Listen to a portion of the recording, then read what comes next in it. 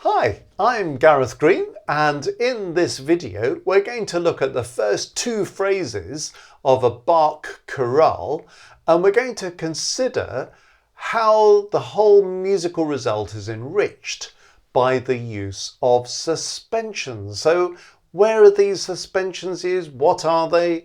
What impact does it have? Well, let's start by hearing the first two phrases of this chorale. Is number 171 in the Riemann-Schneider collection, but you don't particularly need to worry about that unless you want to see the rest of the chorale. But the two phrases we're talking about are right in front of you now. So this is what it sounds like.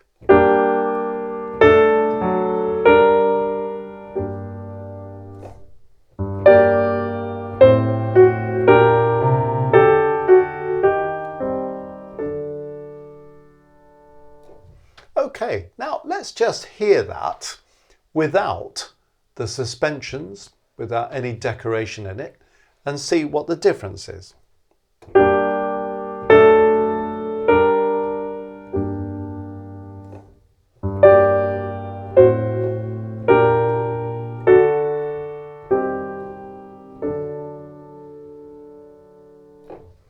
Well, it sounds okay, doesn't it? The harmony all works perfectly well, but it sounds a little bit boring maybe.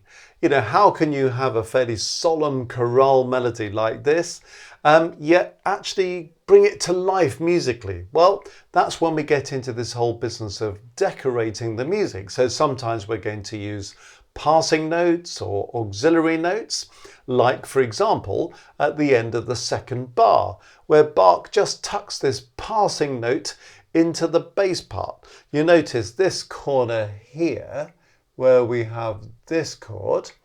In the bass here there is an unaccented passing note. So instead of just going from this chord to this chord, he tucks in this passing note. So even that passing note gives us a little bit of rhythmic energy, a little bit of melodic interest in the bass part, just to keep things moving. You get other things happening, like when we get to the end and we come to this penultimate chord here, you notice there's some quaver movement going on. But in fact, these are not suspensions, they're not passing notes, they're not auxiliary notes. Bach is just jumping to another harmony note. So he's keeping the rhythmic energy going simply by moving from one harmony note to another.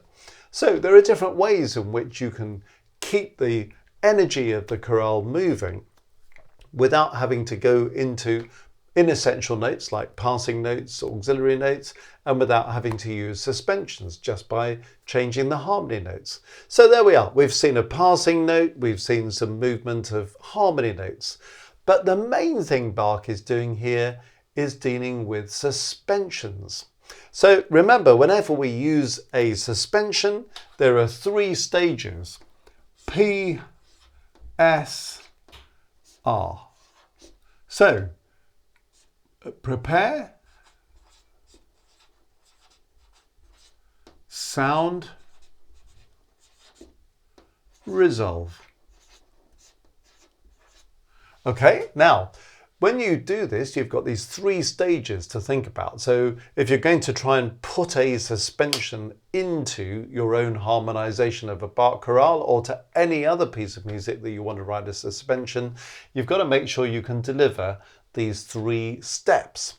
Now, the note that becomes P for prepare will belong to the chord that's sounding at the time. The note that belongs to R for resolve will belong to the chord that's sounding next. So even though there are three stages, we're normally talking about two chords. One is the P chord, one is the R chord, the prepare chord and the resolve chord.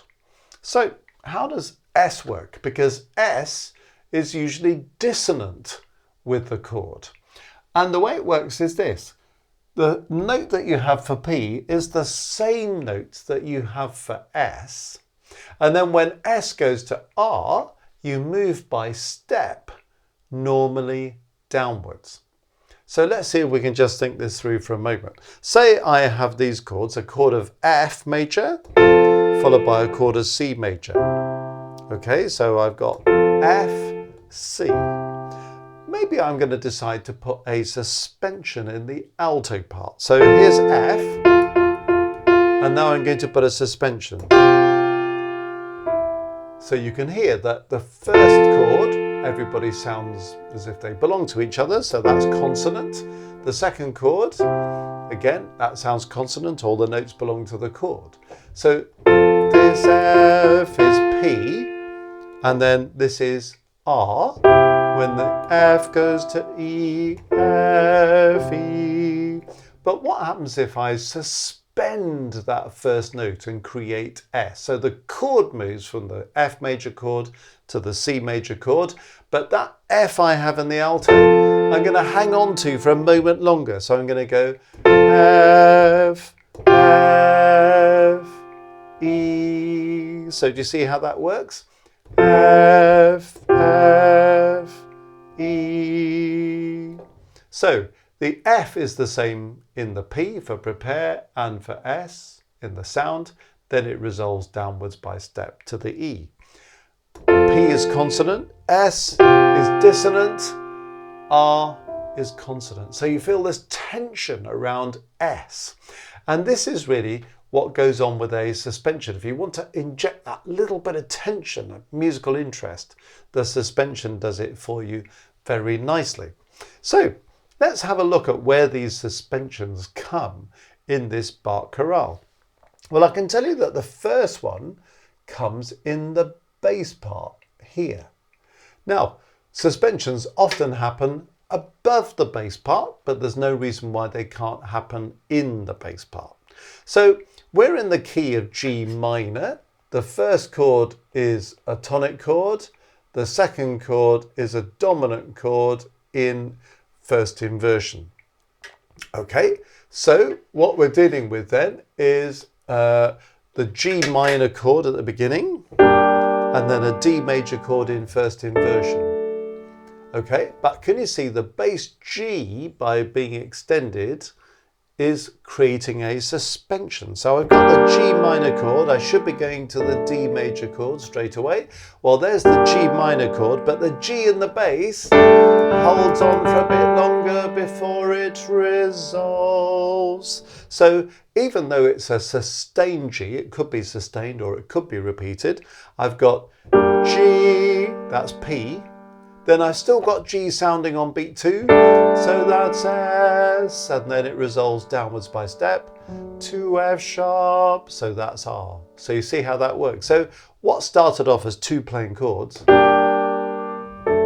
is now enriched by that suspension in the bass line. If you repeat the note, it sounds stronger. If you sustain the note, as Bach has done here, it's slightly softer. Because we're not repeating it, we're not emphasizing that clash, we're just sustaining it. But just that first phrase, very simple first phrase, isn't it, of 4 notes. And you can see what a difference that suspension makes, and you can certainly hear it. So if I play the first 4 notes without the suspension,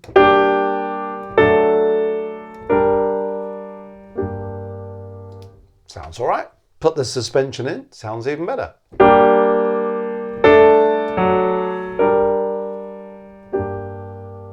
And so you see, just injects that little bit of tension into that first bar. Okay, let's have a look at where the next suspension comes. Interestingly, using the same pair of notes in the same kind of way, but here we have a suspension in the alto part. Let's see how this works. So we've got a G minor chord, a chord 1, and then we've got this chord, which is an F sharp diminished chord, or it's a chord 7 in its first inversion. So that's what's going on there. And what Bach is doing is suspending the G. So we have this G in the alto. La, that's the preparation. When we move on, it's now sounding, then it resolves downwards by step. So you see it's following P, S, R and all we've said about it. So instead of just having this chord followed by this chord, we've got the suspension. Just adds something, doesn't it? Then after that, we have that passing note in the bass that we talked about. And then as we go into the last bar, we notice something else going on in the alto part here. Okay, this is another suspension, because from this chord to this chord, we've got G minor, D major, the G minor in first inversion, the D major in root position. So a 1B or a 1/6 if you know it that way, to this D major chord, chord 5. And all that's happened is we've got this passing note in the bass, but then we have a suspension in the alto. So again, you hear what's happening. The G at this point is P, then it's S, then it's R. Okay, so P belongs to this first chord. S is the same note but is dissonant with this chord. R is the note of resolution that goes into that second chord. And we call this a 4/3 suspension because the alto between S and R is going from the 4th above the bass note to the 3rd above the bass note. So we've got this. Without that suspension, sounds fine, just a bit plainer, isn't it? But with the suspension, it just adds that richness to the moment, doesn't it? And you can see P, S, R, and how they all belong to each other, as we've said. Okay, have we finished with suspensions? No, we haven't. There's one more to come, and it's in the tenor just here. Now let's see what Bach is doing here in the tenor part. Can you see that we've got this D major chord at the beginning of the last bar, and then with this D in the tenor, as we go to the second beat, the D in the tenor is still sounding rather beautifully, but it's clashing with the chord before it resolves into a note that belongs to the chord. And it's going 7 to 6 above the bass note when it's going from S to R. So that's the next suspension. So from the beginning of that last bar, we've got the 4/3 in the alto, and now a 7/6 in the tenor before we go on to the last chord. So in fact, that alto suspension followed by that tenor suspension kind of gives you this kind of sort of double situation. It's not a double suspension, it's only a double suspension if the two suspensions are happening at the same time. But having one suspension in one part followed by another suspension in another part gives you that really kind of expressive touch. So you can see and hear the impact of this suspension followed by this suspension followed by this suspension followed by this suspension on what is only 3 bars of music. So here it is without the suspensions.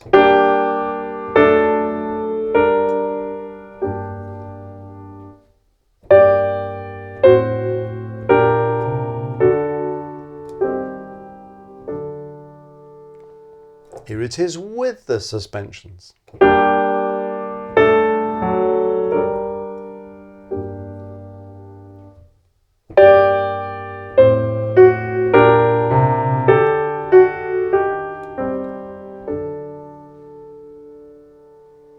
Wow, what an amazing impact that makes on it. So there we are, using suspensions to enrich your harmonization if you're wanting to harmonize chorales in the style of Bach, or even if you're just wanting to use suspensions in a totally different style. That's how you use them. That's the kind of impact it has on the music.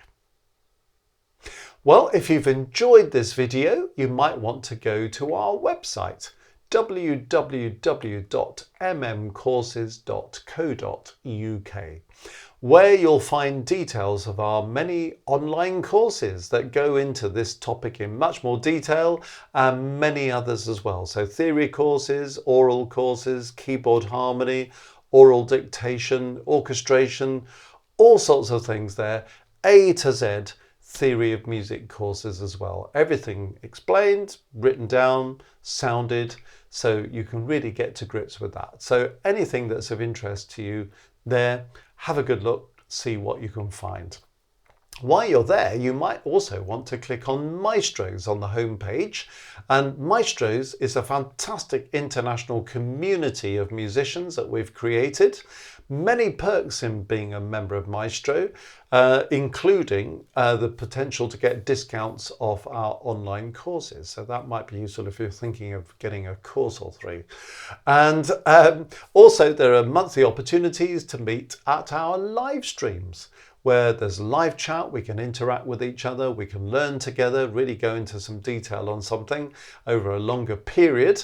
And also you can submit your own compositions, arrangements, performances, whatever you want to do, to have one-to-one feedback, which we can share with the group. And if you're not wanting to get into all of that, but you'd like to become a level 1 maestro, that also comes with perks, and it's a great way of helping to support the work we do so we can keep producing these videos each week. Okay, well, enjoy having a look round all that we have to offer there, and enjoy suspensions.